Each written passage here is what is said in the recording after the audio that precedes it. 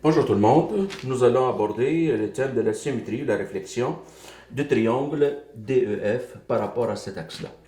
D'abord, une faute que font certains élèves, parce qu'au début on leur montre les miroirs, on parle du miroir, on parle d'un axe au lieu que ce soit oblique, on parle d'un axe vertical comme la règle. Et ce qu'ils font souvent, ils disent le E qu'il a, il va être de l'autre côté ici, il va aller comme ça. Alors que lorsqu'on a un axe oblique comme ça, le E qu'il a, il ne peut pas être ici, quelque part là, ici. Il va être plus quelque part en bas. Vous allez voir avec l'outil que j'ai conçu, cette erreur-là, elle est évitable. Maintenant, comment actuellement on fait ça dans les écoles? Il faut utiliser toujours deux outils. C'est ça le problème d'utiliser toujours deux outils. Comment le placer? Alors, je place ça comme ça. Bon, certains, ils vont mesurer comme ça, ils vont faire des lignes pointillées, ils vont le prolonger comme ça. Est-ce qu'ils l'ont prolongé à la bonne place? Est-ce que c'est perpendiculaire? Etc. Il y en a qui utilisent des fois un rapporteur d'angle avec la ligne de 90 degrés ici, puis ils vont aller faire des lignes. D'accord? Si tu arrives ici, peut-être tu n'arrives pas à faire la ligne, tu es loin. Donc il y a un petit problème toujours de ça. Il y en a d'autres qui vont utiliser le compas. Une fois faire des lignes, on utilise le compas, on l'installe, on l'ouvre et on mesure les distances de là jusqu'à là, ensuite de là jusqu'à l'autre côté. Moi j'évite tout ça. Vous allez voir qu'avec l'instrument ici, pour le moment on a beaucoup de noms pour cet outil-là. Le Cool Tool for Geometry, le 4 4-in-1 Géométrie 7. Regardez qu'est-ce que j'ai fait avec celui-là. L'axe de symétrie va aller dans une rainure. Alors là, je suis dans la rainure. Ici, comme la translation, on va aller chercher le point, par exemple, le premier F ici. Je monte vers F.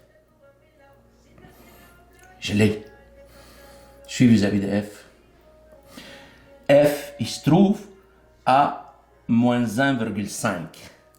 Ça veut dire que le F', l'image, il va se trouver à 1,5. Juste là. C'est le F, de là à là, c'est 1,5. Le F' est juste de l'autre côté. Il est là, le F'. Je reviens.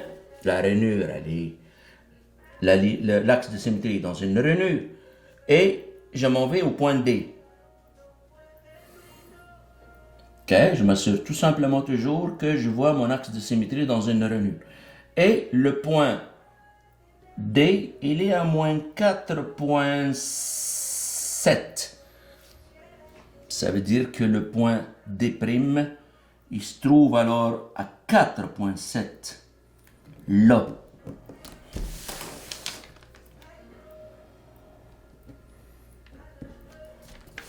Je reviens.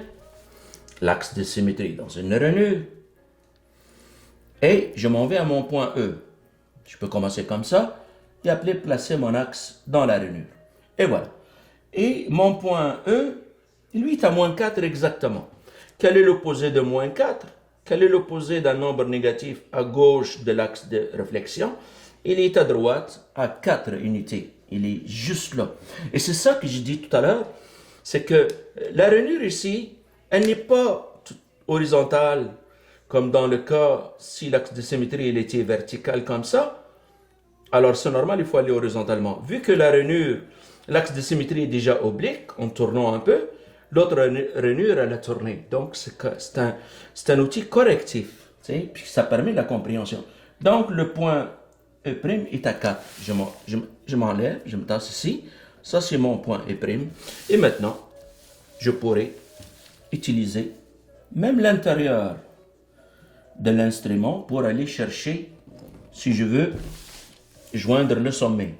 Mais c'est encore plus facile de le faire de l'extérieur pour trouver notre figure image par réflexion. Voilà. La réflexion miroir est comme ça. Elle n'est pas comme ça, mais elle est comme ça, un peu oblique dans le sens. Et on constate aussi, c'est que les figures sont pareilles, sont isométriques. C'est la caractéristique d'une réflexion. Je vous remercie et à la prochaine capsule.